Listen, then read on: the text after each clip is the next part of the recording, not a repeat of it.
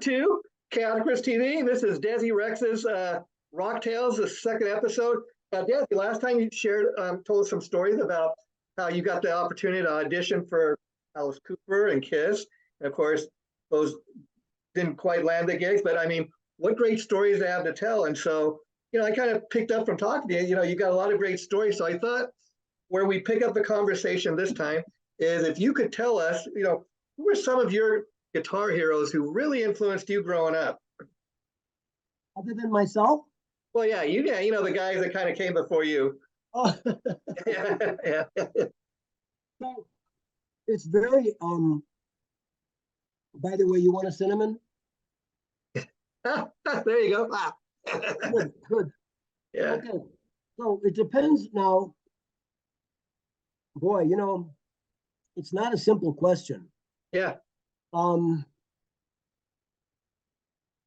there's two different ways you can look at influences. Mm-hmm.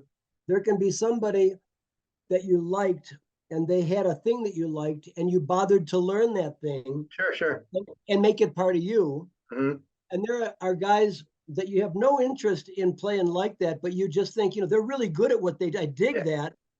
And maybe it mulls around in your head a little bit, but you don't really make it part of your thing. Does that make sense? Sure. And when you Frankenstein something together, and then let's not forget that there's also just, and it's rare, but just inspired thoughts, and you've never heard it before. Mm-hmm. You come up with it. It's yours. There's a riff I came up with recently that is like that. And I've never heard anything like it. It hit me. Yeah. But those things are rare. Mostly what you end up doing, at least what I ended up doing, was taking the bits and pieces from the guys that I liked. And sometimes it's not a whole song. Sometimes it's just like Zeppelin Dancing Days. Sure. That's all you need. Yeah. That alone is a thing. Whether the rest of the song comes in is inconsequential. You know what I mean? Yeah. Oh, yeah. So if we're talking about guys that I just appreciate and like to listen to, that's one thing.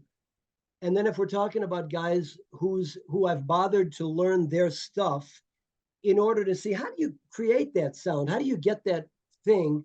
And then, the art of plagiarism is the sincerest form of flattery. Sure.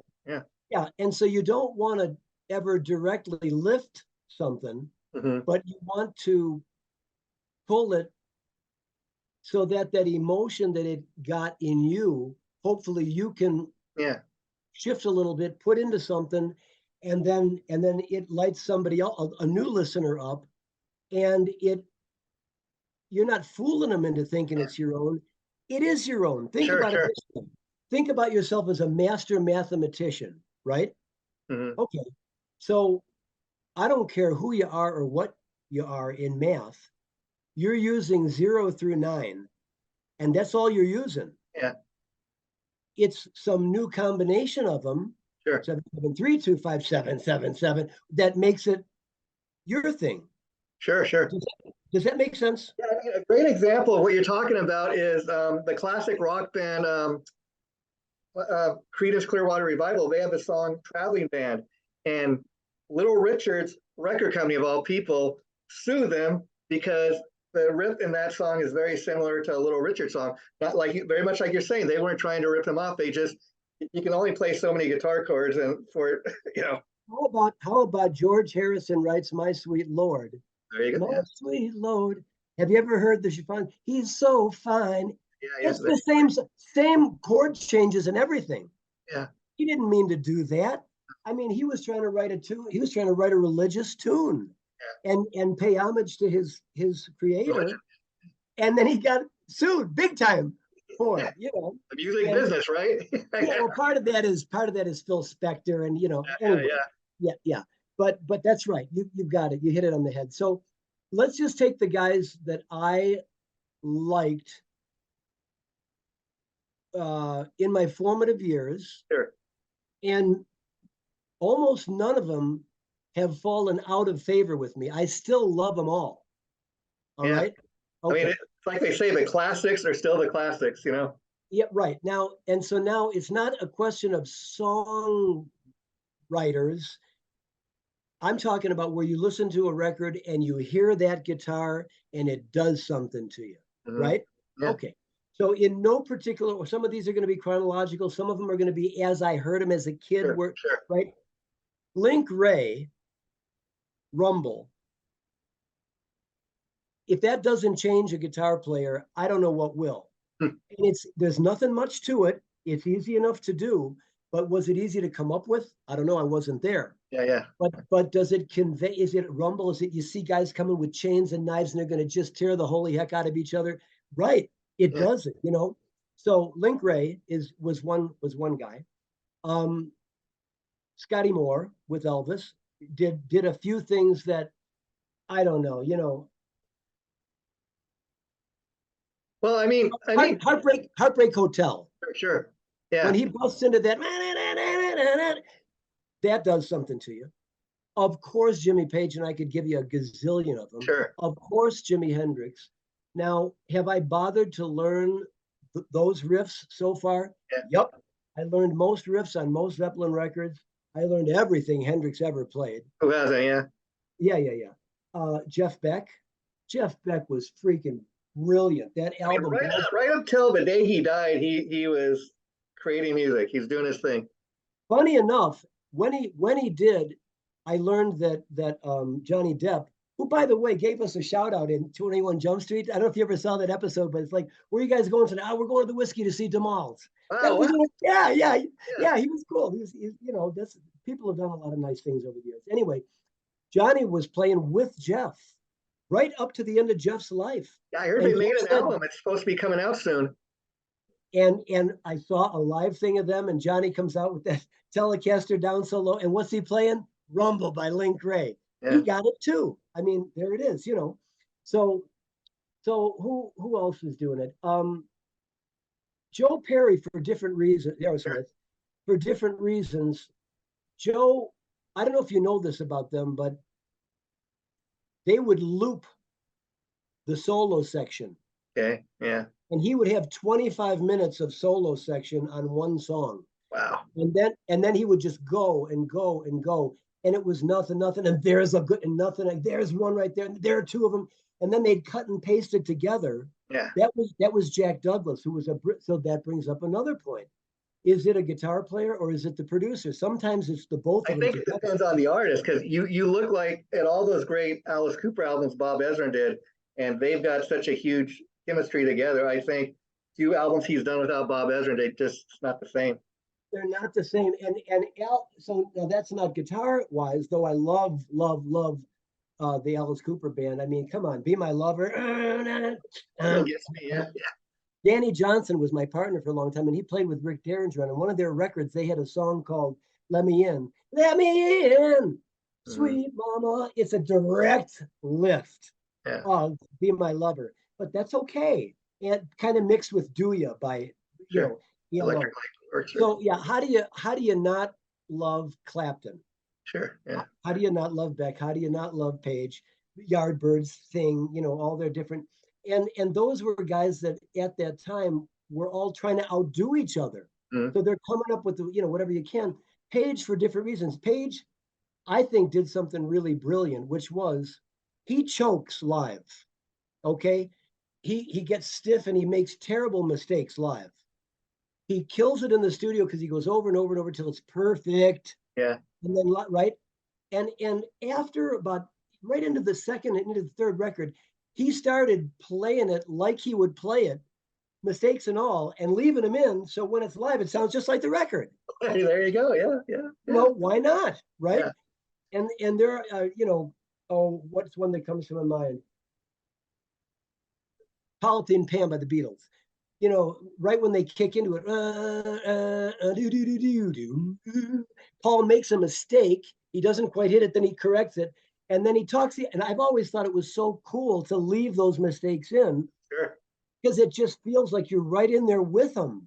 You know, it's not overproduced. Yeah. And Paulie, I read a thing recently that he talked about, and he said, you know, they wanted to fix that, He said, my first inclination was to fix that particular boo-boo. And he said, but no, we decided leave it in because it was rawer and more. Yeah. So you get into some of those aspects of things where I've known for years you can fix a recording. If there wasn't multi-track back in the day, you could re-record it and fix it. Yeah. And so why did these guys leave some of this stuff in? Because it felt just right. Yeah. How do you not love Ray Davies' guitar playing? Sure. And it's so freaking sloppy. And there's mistakes all over it, but the riffs are there, the energies, and that was a great producer too as well. At any rate, so getting kind of back to your question, like who made up me, I'll tell you who didn't, but would have if he'd come out sooner. But I was already Steve Vai. I love Steve. He had like zero influence on me because I was already in my thing when he started. Sure. Makes sense. Yeah. You came before doing his thing. Yeah. Zappa, I like Frank Zappa. I like his irreverent approach to everything. Yeah. Now I myself am not an F-bomb guy, but I appreciate, and these days even more so, free speech. Sure. And Zappa stood firm on that one, and he stood firm on free speech in music. Some of his stuff is so weird. Yeah. Not just the time signature itself, but within a given time signature, he'll be playing stuff and he'll throw 17-note riff in. Yeah. That never works. It's a prime number. It never works out math-wise, but he just felt like that got it said. And you mentioned Steve Vai, who obviously you came a little before him, but do you think part of the reason you have such an appreciation for what he does is not just because of what he can do, skill-wise on the guitar, but you're like, I wish I could play the guitar like he can. I wish I could do it. So yeah, sometimes guys come out with a thing, and let me just close the studio. Sure.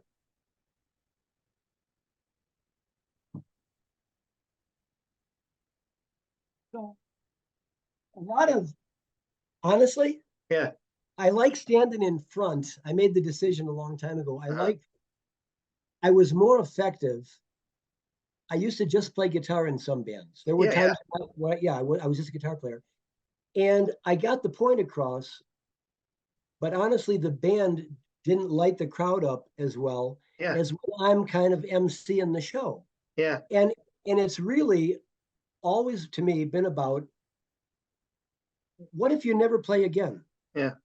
Every single show, and my guys these days too, we play them like we might never play another one. Yeah. So you're getting the very best that we're still capable of giving, right? Sure. And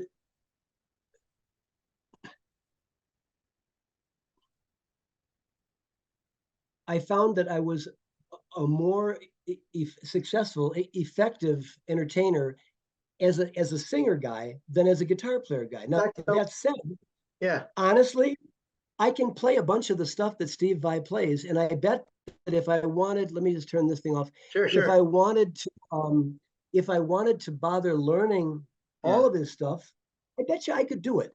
I bet I could. Let's be honest, could do Eddie's stuff, but like certain things are so they have such a signature on them, right? Yeah. What if you hear I don't know. I'm not even gonna Mr. Moonlight, Beatles, Lennon. When you Mr. Moonlight, it's him.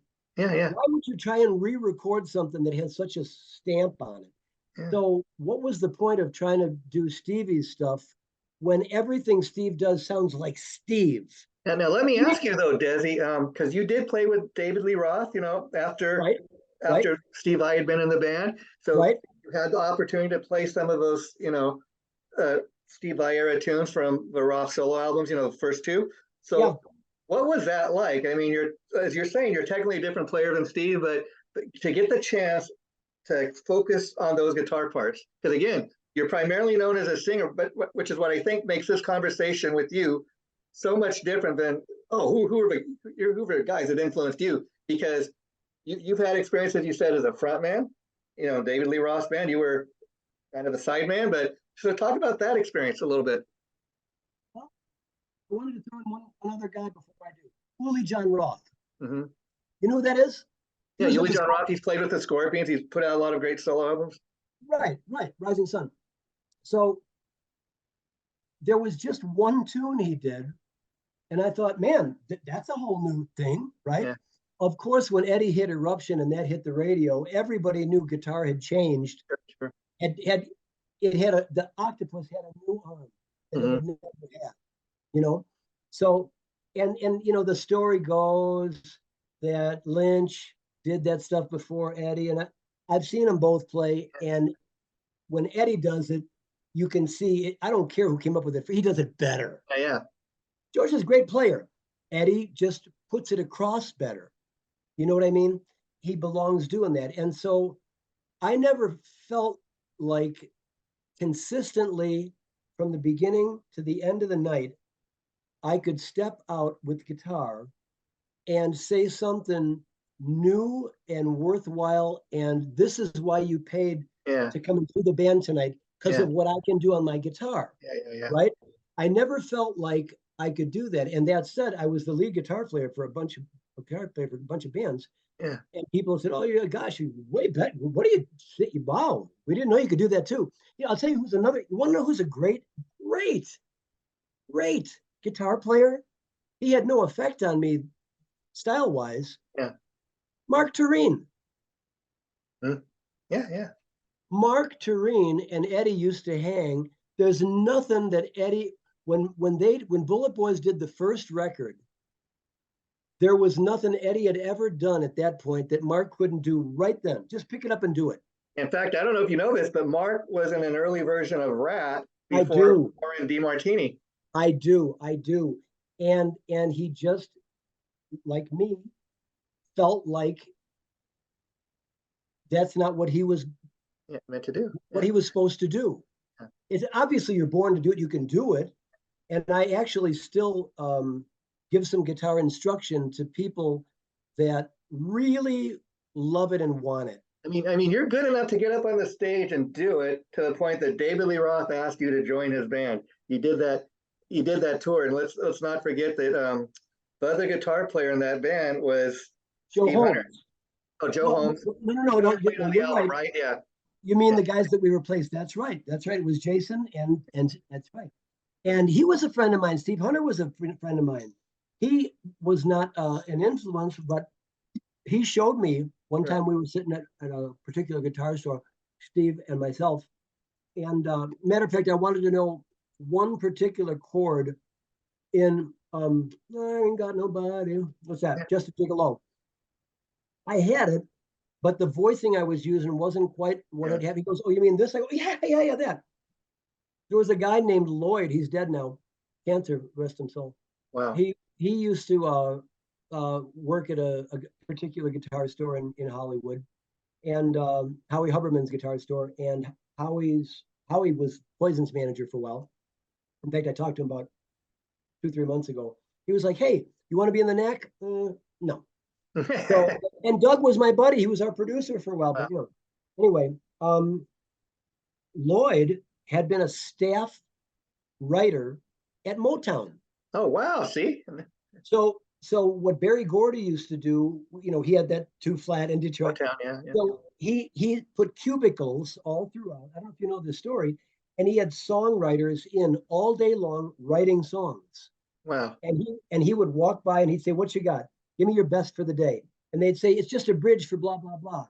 Yeah. And then, okay. And he'd listen, "That's perfect for Diana. Remember that." And he'd go down and he'd pick 3 different people, put them together, say, "Make it into a song, bring it in, have Diana, boom, hit." Yeah. So he would cut and paste stuff. You know, Jack Douglas, when he got the gig for Aerosmith, he came in on Toys in the Attic. Yeah. They had put the first record out. It was okay. Second record, Get Your Wings, bad. They knew they had something because the band killed it live, but it wasn't quite hit. So they pulled Douglas in. See what you can do with these guys. He came in. He said, he turned the recorder on. He said, "Play me everything you've got in mind for this record." Yeah. You know this story? And they recorded a whole bunch of tunes. Wow. He said, "Great, go home." And he took the tape in for about 2 weeks. he physically cut and taped together. And he took the bridge from this and this and this and this and that was one song and this another. Then he called in Joe and Steve, right? And he said, okay, Stephen, fix the lyrics. It's a mess. Because he cut different songs together. Sure. And he said to Joe, fix the time signatures, put them into the right key, and that's your songs. Yeah. So that third record is light years beyond the first two Aerosmith records. Sure. Right? That was the one that busted him out, right? Toys in the Attic. So Sweet Emotion, all that stuff. Uncle Oh, Phil. sure. Yeah. No more. Yeah, stuff like that. Right. And that was Jack Douglas cutting up their pieces, rearranging them, and then saying, okay, get it in the right key, put the lyrics so that they make sense. Those are your songs. And then he didn't have to do it quite as much for Rocks. Yeah. You know what I mean?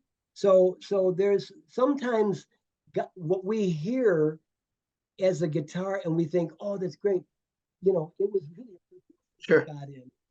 Like that Blow by Blow record was fantastic. But let's not forget George Martin produced it. The Beatles, yeah. There you go. Yeah. Right? He who knows a thing or two about organizing a tune, right? So that's something there. Page, on the other hand, is in a class all his own, because he produced it, as well as wrote. You know what I mean? Yeah. He was the guy that did that, and so when you go there and you listen to it, it's after hours and hours and painstaking putting all this stuff together, and they were rehearsal maniacs. Do you know how long it took them to record the first record? By the way, how about Good Times, Bad Times? First album, first side, first song, and Bonham says everything a drummer ever needs to say. If he never played another song, got you. Yeah, he had already done it, right? Sure. Okay. So did you know they made that record in 31 hours? Wow, you got to be kidding me! Wow, yeah. Now there was some mixing to be done. Yeah. But they recorded that first record in 31 hours. That's how well rehearsed they were. It's like you're saying, sometimes just the rawness of the music and, It's incredible stuff, incredible stuff. So I'll tell you a guy that I liked. He's a jazz guy, George Van Halen. He had a 7-string guitar 35 years before Stevie. Nothing against Steve. Steve murders. Django Reinhardt.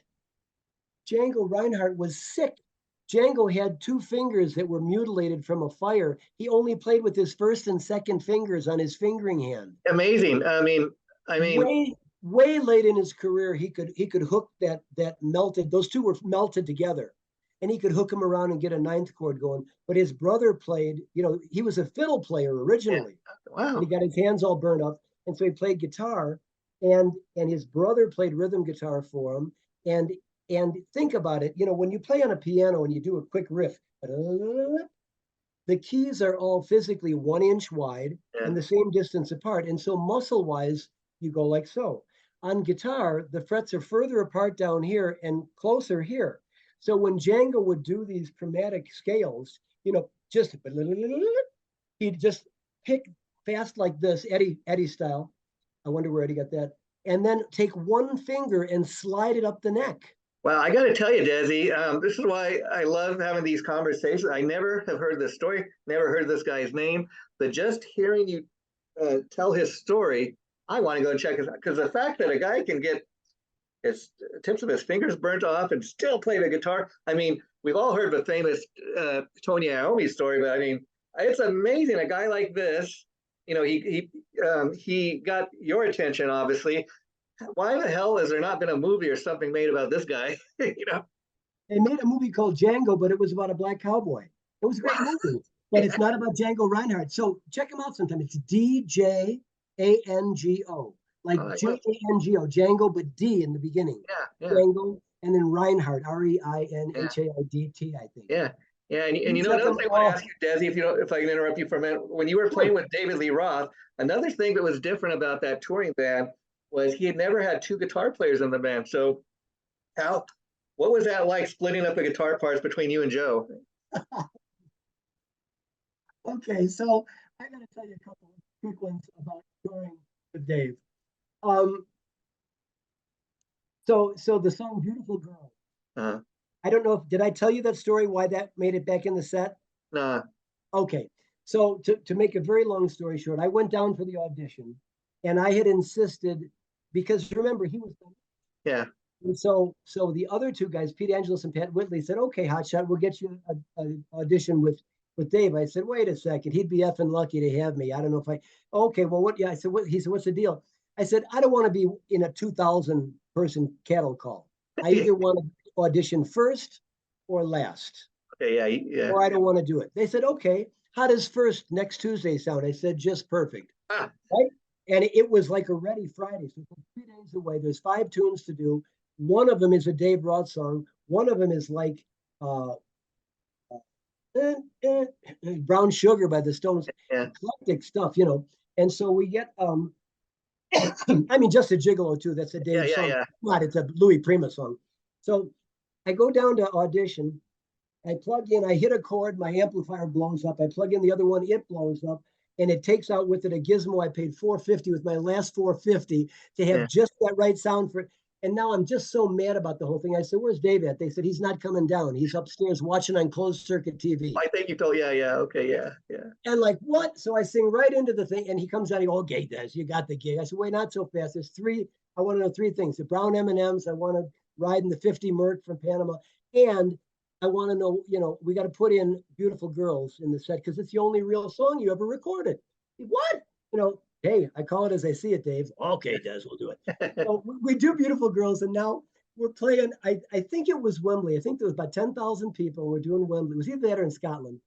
And I'm starting the tune. Wow.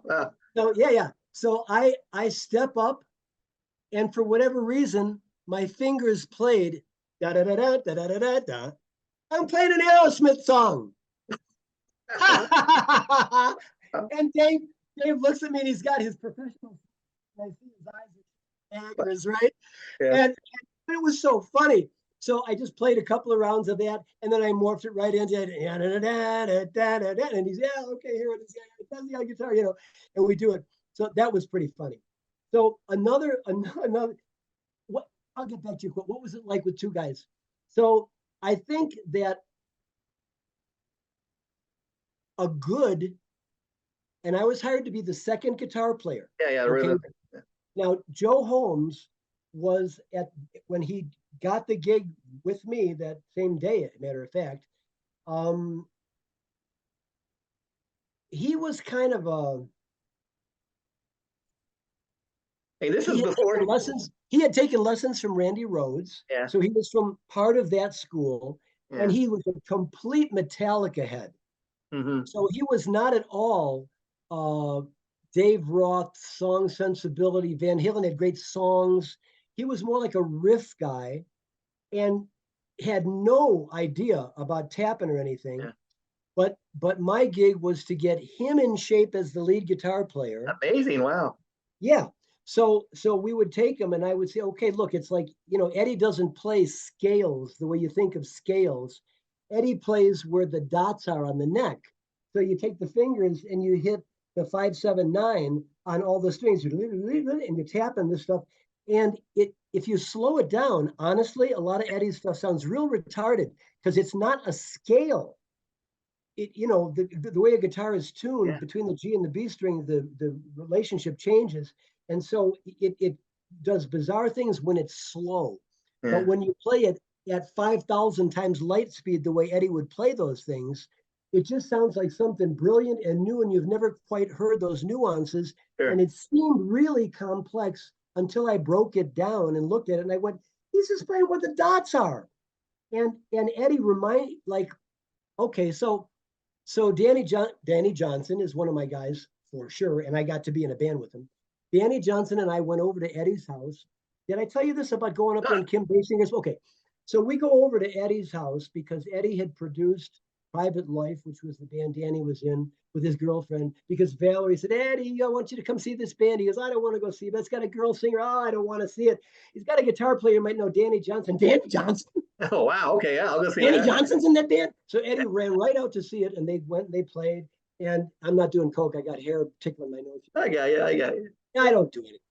So so he decided to produce the band and take them out on tour opening for Van Halen. Wow.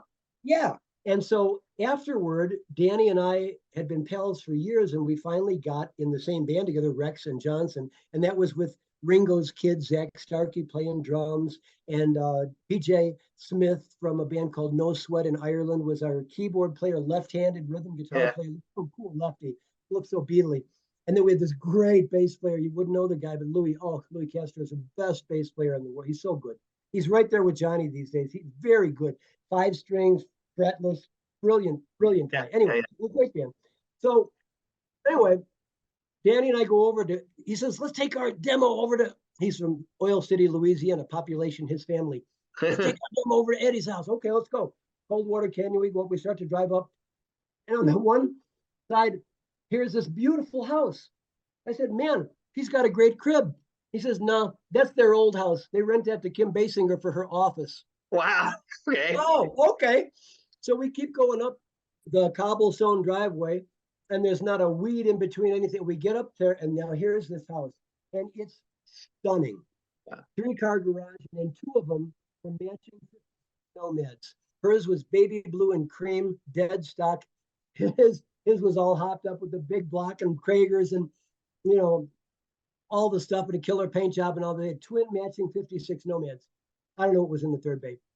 And so, but anyway, all the grass, everything is manicured. It's just perfect. Just a beautiful, beautiful Hollywood Hills home.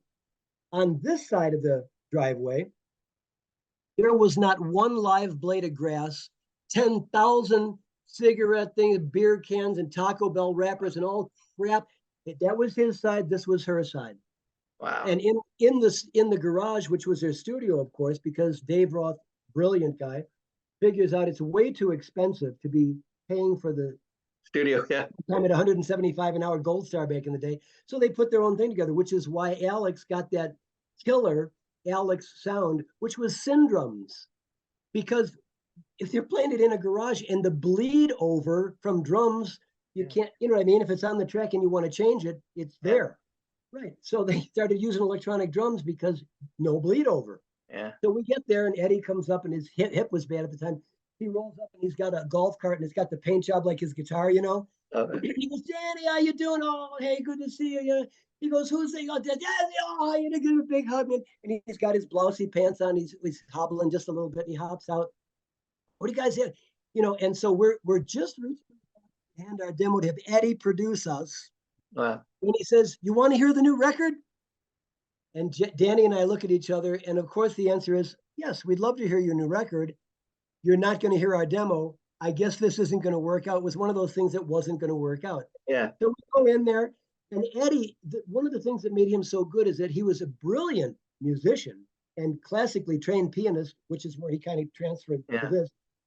But he was also a little kid. He played, like, as I said, by the dots. Like, forget what scale it might be. So he was real kinesthetic. Sometimes it was, you know, this is an F sharp and a B flat minor and a relative. And sometimes it was just where the dots take him. Yeah.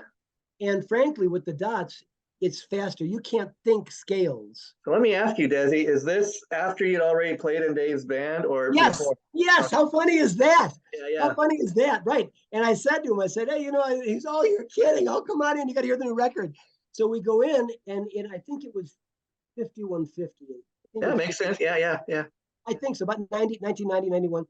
And we go in to listen to it. And with his bad hip, while the thing is playing, Eddie jumps up on the console, spins around, and he's playing air guitar for us to his solos.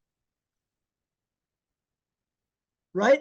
Now, how cool is that? What a little kid. What a gentle, kind, youthful heart. Yeah. And he's putting on the full show for us. And what do you think? He goes, sounds like surf music. Doesn't it sound like surf music? Sounds just like surf music, Eddie. You know what I mean? So it turned into his day, and that was fine. And you can't force. I mean, talk about influential, you know, generations. I mean, that you meet the guy whose guitar parts that, you know, you actually got to play. Isn't that funny? Yeah. So weird. Brian May. Now, Brian May, another guy that's in a class all his own. No doubt. Yeah. Brian May, you know, they've kind of done some interviews, and he's actually told his secret. Mhm. And his secret is, of course, a Vox AC30, because nothing sounds like that. But he has it set up with a delay, and just a little fraction of a delay, and then a second one. So when he hits any given note, you hear it, except it's much faster. Sure. But the gizmo assigns it to center stage, left stage, right stage. Wow. So when he plays a note, it goes, bah! Wow. And it's just, you're in this wall of sound. And it's one of the ways they got away with having only one guitar player. Yeah. Sounding huge. Now, it didn't hurt. Freddie's a superior keyboard player. Sure. So it didn't hurt to have him tinkling along while you're doing your thing. And Deacon is freaking brilliant. And I mean, they were Roger. Yeah, they were all, yeah. It's an incredible band. But he was a guy. Some of the stuff that he did, and if you ever look on the early Queen albums, probably the first, I would say 6 or 7 records, Yeah. It says no synths. Yeah. No synthesizers. So all that stuff that you heard that sounded like, what is that? That's Brian. Wow. Well, Desi, this was really great and fun. We're going to have to wrap it up again, but this came out really great today. So this will be going up sometime next week, and we will pick up the conversation next month. Okay. So you take care, my friend. It was great doing this. Really nice to see you, Jay. Rock freaking on. And what are we talking about? Chaotic, right? Isn't it? Chaotic Riffs, yeah. Chaotic Riffs TV. Yeah, we got the chaotic guitar player and the singer. Bye-bye. Take care, Desi. You rock, man. Rock on, man. Thanks.